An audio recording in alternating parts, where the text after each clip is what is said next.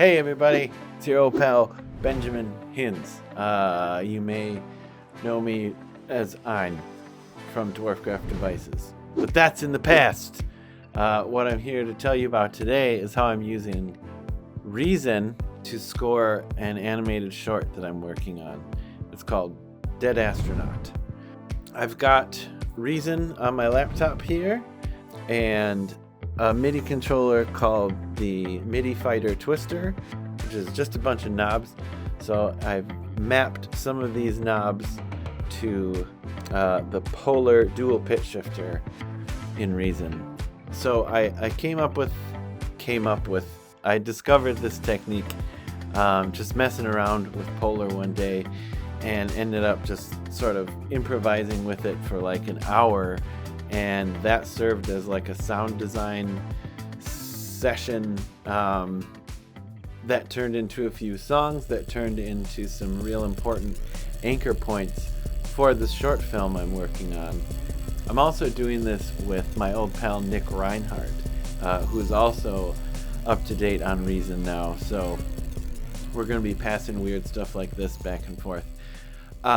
You don't need to do this for film, obviously. You can just do it for fun.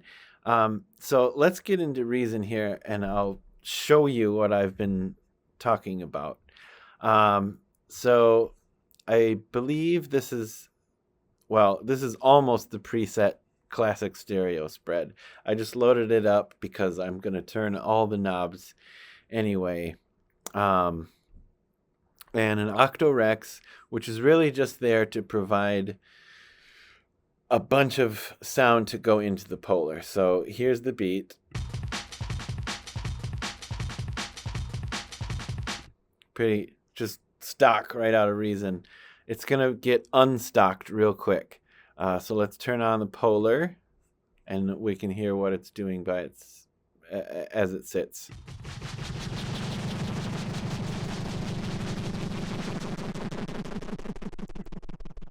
I had the feedback way up because once I click the lock on the delay buffer here, that's a very important part of the process. The feedback no longer functions, so I forget where I have that set sometimes. Anyway, so to do this like super special long form sound destruction, you want to have it set on loop mode, have the polar set on loop mode. And I've got the length mapped to a knob here. I've got the delay mapped to a control, both pitch shifters, and then the LFO depth for each of those. Let's see, what else do I have? I've got the rate for the LFO mapped, and I think that might be it. Yeah. The first time I did this, it was all just one hand on the trackpad. So this will be even more exciting because I can do more than one thing at a time. Okay. Start the loop again. And then lock it on the polar.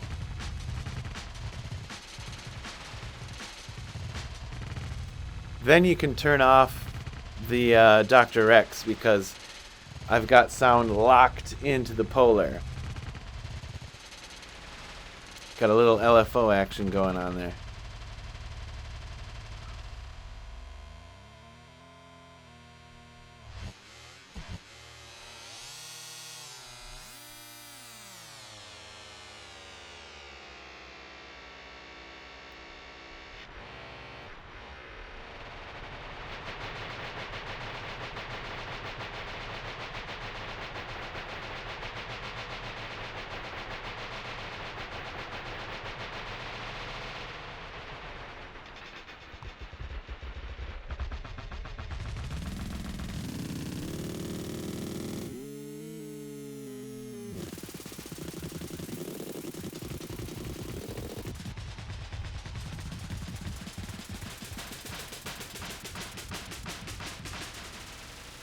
So that's really, that's the basics of it. We've got a little bit of granular sound trapped in the polar, and then we're just messing with it.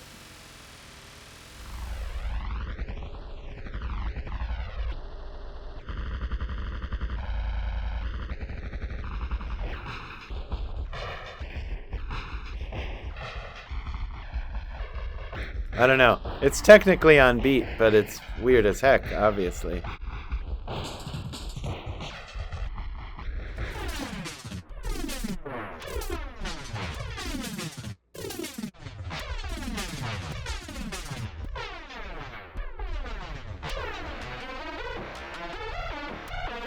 Then, if you get bored with what's going on, start the loop running again.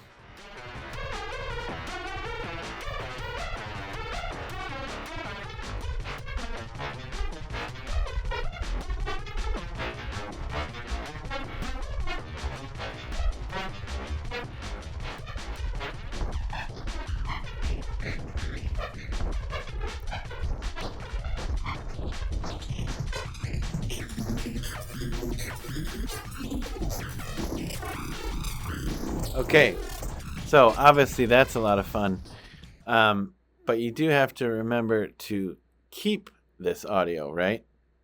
Yes, of course. So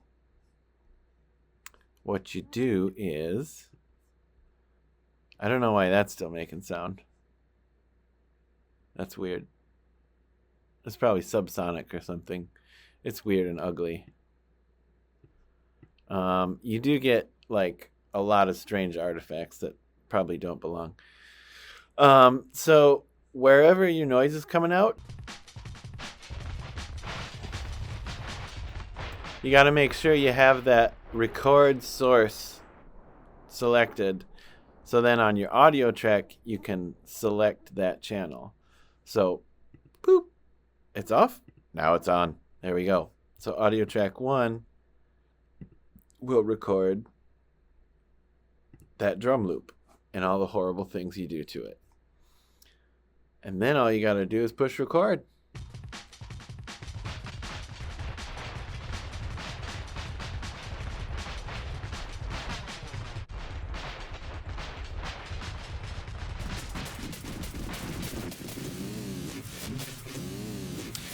And since I have the LFO tempo synced, that means all this noise that's going on is going to be at least related to the pitch, which will make it a lot easier to cut up, sample, use in a composition, or put it in another sampler, or whatever you're going to do with it.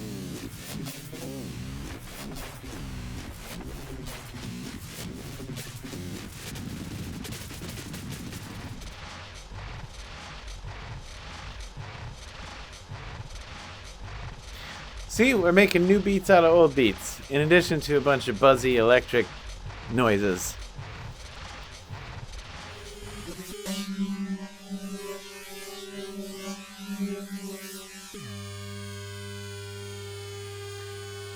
A drone, yeah.